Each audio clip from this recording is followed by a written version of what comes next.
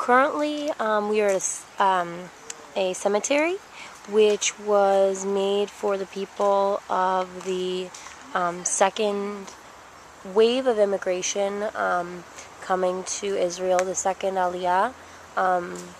They had a kibbutz here, a more secular kibbutz, and built just after the early 1900s, or in the early 1900s was when the kibbutz started. So the cemetery recognizes all of these people. We heard a lot of really interesting stories about the people who are buried here, starting out with the first little baby whose mother didn't know that they couldn't have meat for the children since they left all their parents and grandparents over in other lands and didn't know how to technically properly raise a child.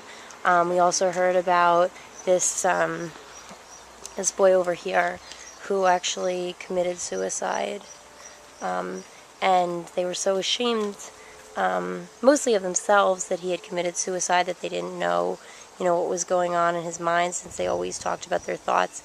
They said it was the mosquitoes. So if you see at the top of the grave, there's a little mosquito. They said he died by this disease.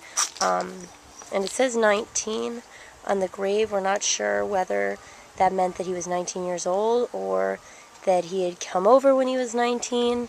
They're still kind of under debate. This was the story of a man in the middle, very famous person. I forget his name. I guess there it is in Hebrew. And his wife on the left and his lover on the right, buried together. Across is actually the Golan Heights, across the water, if you can see it. But absolutely beautiful, beautiful, beautiful cemetery with lots of interesting stories, and practically every single grave basically is the name of a person who has a street named after them in parts of Israel. So really neat place that we got to go see.